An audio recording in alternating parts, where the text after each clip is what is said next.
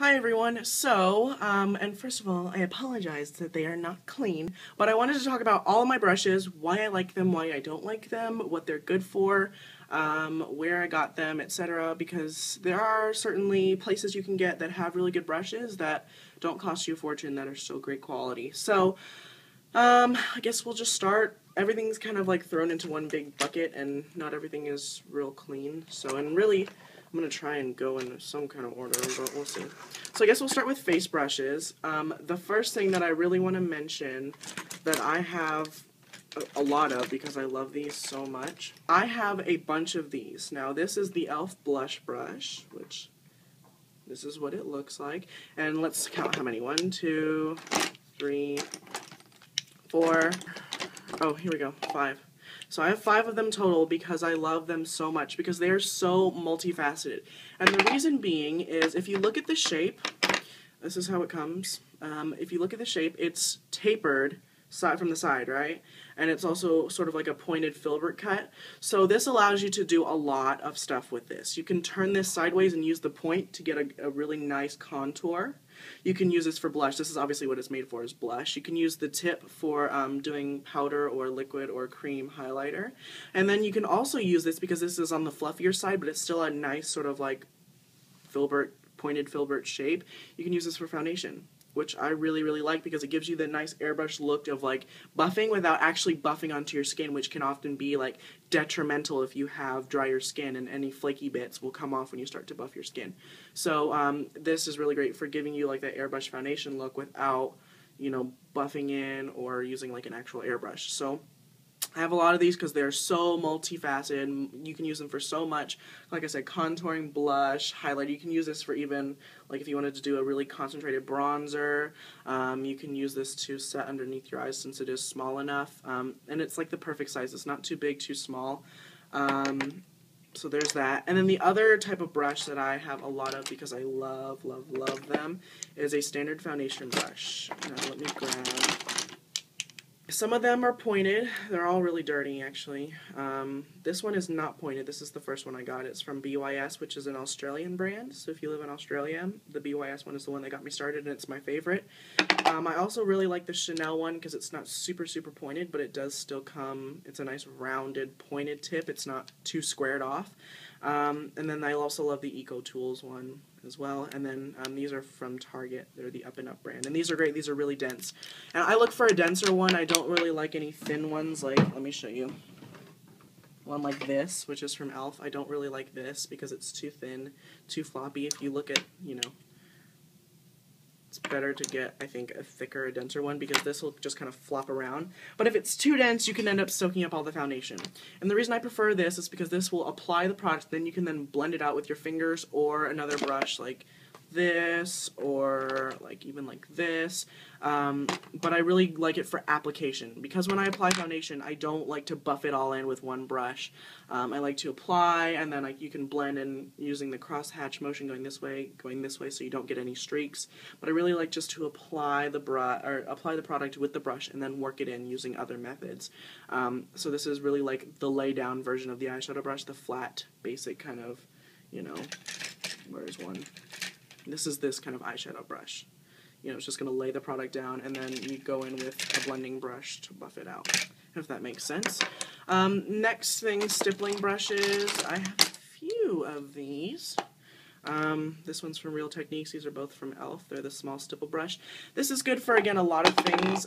You can use this if you have a smaller face and you want to do like the dual fiber buffing method using like this kind of brush to get an airbrush look. Obviously an option. This is great for liquid and cream blush. That's what I find myself using them the most for, as well as like cream and liquid and even powder highlighter.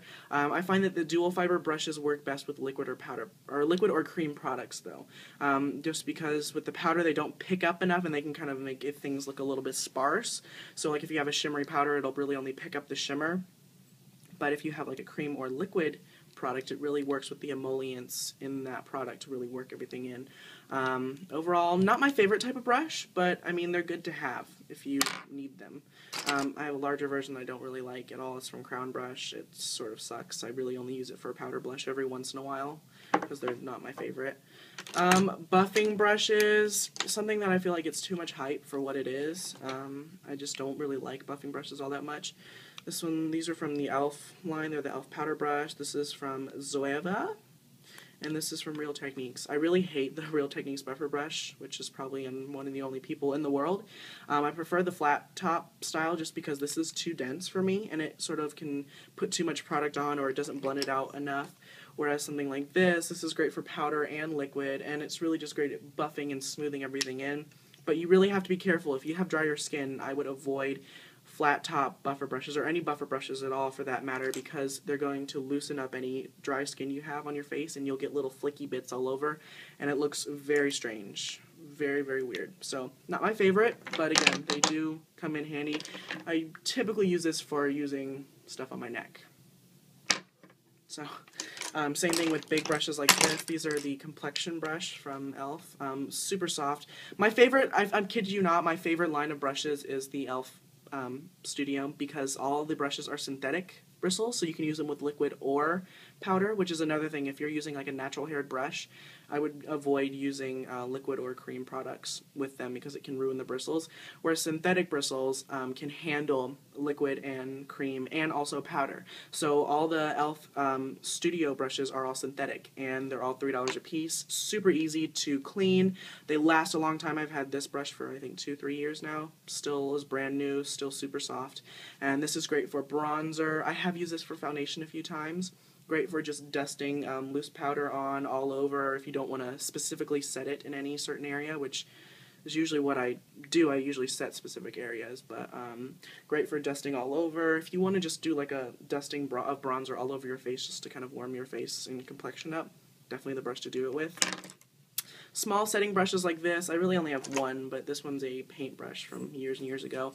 Small brushes like this I really like to use for setting underneath the eyes, or setting down the T-zone, because it's very small and very directional. And I think with powder, if you put too much of it on any specific area, or you kind of put it all over your face where you don't need it, it can look a little bit off. But if you really just want to concentrate on setting underneath your eyes or setting your T-zone, the perfect brush to do it with, something that's small and directional and doesn't have a lot of density to it, because it might end up picking up too much powder and then you're going to have to dust it off anyway. Small little dome brushes like this. This one's more pointed. This is the Real Techniques contour brush, and this is a Sonia Kashuk one. But really, I mean, this is specifically made for contouring, and that's what I find it's best for. Also, highlighter, same with this. This is what I use blush and highlighter with, usually powder products. But they're really great. I think it's nice to have at least one small kind of domed or pointed brush like this, because these are nice, but the shape of it is not really rounded off, and so you can kind of sometimes be limited. You have to turn the brush at a few different angles to get it to look exactly like, you know, something like this would just create in one swoop.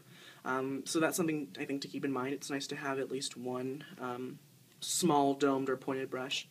And then like concealer brushes, I don't really find I like all that much. This is a Sonia Kashuk one, and they're just alright. Like if I'm gonna put concealer on, I'll just use, I don't know, a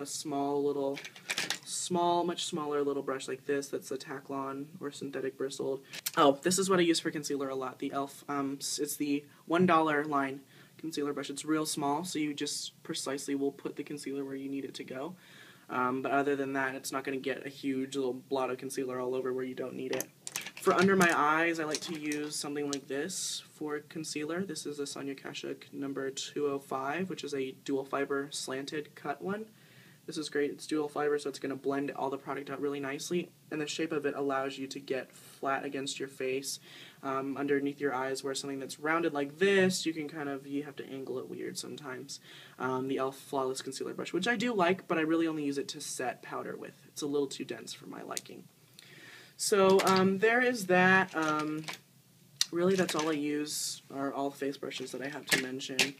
We'll get on to eye brushes now. There's basically, I'd say 3 or 4 different categories. You have your lay-down brushes, which let me get a few examples of those. Typically, they have a rounded flat top or just a plain flat top.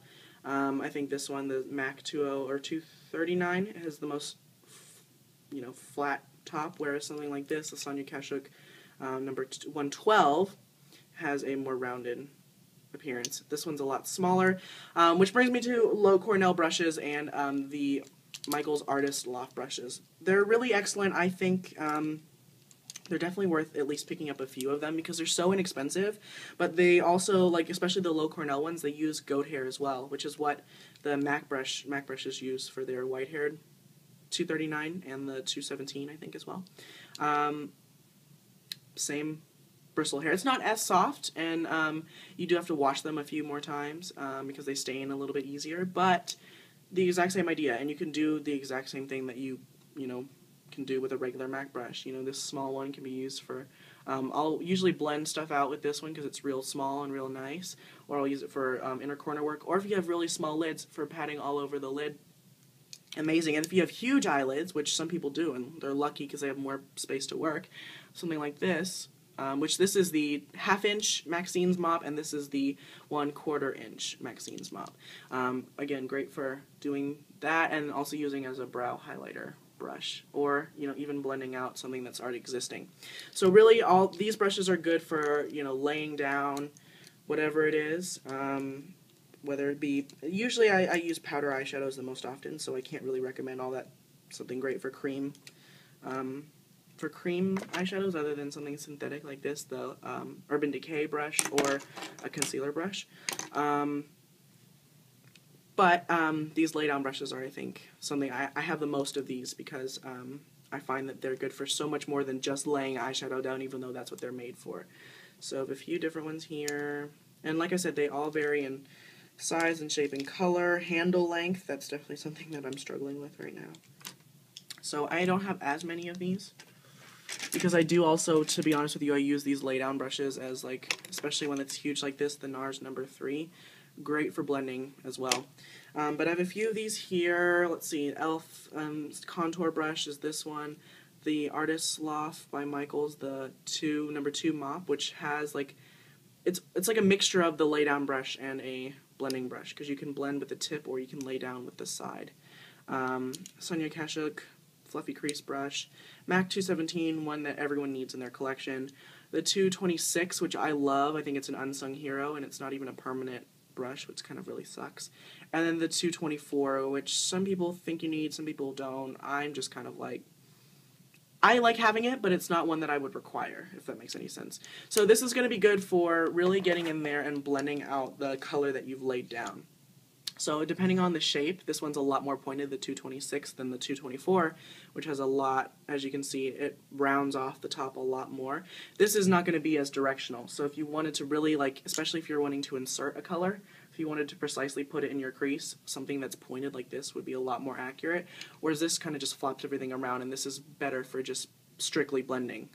But it's not as dense as the 217, so it kind of flops everything around. This is beautiful at blending. This will do the work for you, the 217, one I'd recommend everyone getting. And then if you get smaller, more directional, not even more directional, but smaller, denser ones, this can be really great for if you have a cream eyeshadow that you want to blend out, or something if you want a really strong, harsh crease, just sort of placed in a certain area, something that's small and dense. So blending brushes, real nice to have. And then you get into smudger brushes and detail brushes, which you can sort of put these in the same category, but I separate them. So for smudger brushes, let's see. So, like I said, smudger brushes can come in many different sizes, shapes, and colors, just like people. So you have ones like this, which are more rounded, Mac 217, and the Zoeva Smoky Eyeliner 320. This is really great for, like, just exactly what it says, to smoke out any eyeliner, any eyeshadow you have. A pencil brush is great for doing, like, a soft halo of color underneath the eyes or above here, or for placing a really precise crease. If you have small eyelids, this could be your crease brush. So you just have to look at, you know, the shape of the brush, the size of it, and, you know, what you are going to need it for. Whereas if you get something like this, which is a lot more, it looks like a really small version of the lay-down flat brushes, as you can see.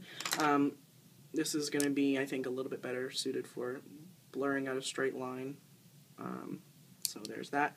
And then something real small, which I love this. This is the number 0 mop from Artist Loft, which you can buy at Michaels. Precision putting in our corner highlight, blending things out. Yeah, if you want a really concentrated color in a really small area, something really small like that, it'll be great. And then detail brushes. So like you have your liner brushes, your angle brushes, your flat liner brushes, just a pure liner brush, really small, thin. You use this with gel or cream eyeliners, or you can use them with liquid sometimes. But my personal favorite way to use eyeliner, or brush to use with eyeliner, is something like this. These are the Filbert, Simply Simmons Filbert Cut number 2. And these, when you get eyeliner on them, it's really easy. This is what the Bobbi Brown eyeliner brush looks like. And you just get the eyeliner on, and it turns into this really thin, I mean, you can see that's a really thin point.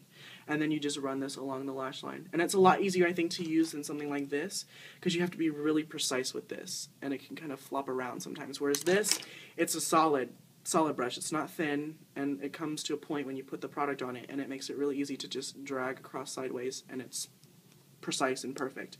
Angle brushes. I have another one over here. You can use them for brows or for powder eyeshadow as eyeliner, which is usually what I do. I like to use powder eyeshadow as eyeliner.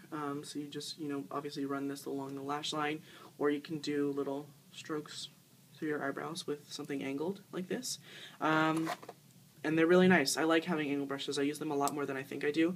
And if you're doing like a fun costume look, angle brushes are great to get really thin, precise lines because they're really easy to use, really directional. And then you have the oddballs, like your brow and lash comb, something that I think is super awesome. I love the lash comb because you can turn any clumpy mascara into like false lash effect looking. I don't really like the brush as much for the brows as I do something like this. Spoolie brushes, best for eyebrows I think, and softening any mascara. The best one I think is the e.l.f. one because it's $1 and it's really small, so I prefer that. It's more precise, more directional, and you don't end up like smudging stuff all over the skin when you have eyebrow products. And then lip brushes. Bobbi Brown lip brush is the best one, I kid you not. It's dense, it's precise, it's got a sort of square, rounded tip, so it's really, really nice to get in and just make everything look natural and really precisely working things in. I like the e.l.f. Precision brush too, but it's a little bit too pointed, so it can tend to kind of just like push things in weird directions. The Sephora one is alright, the number 60.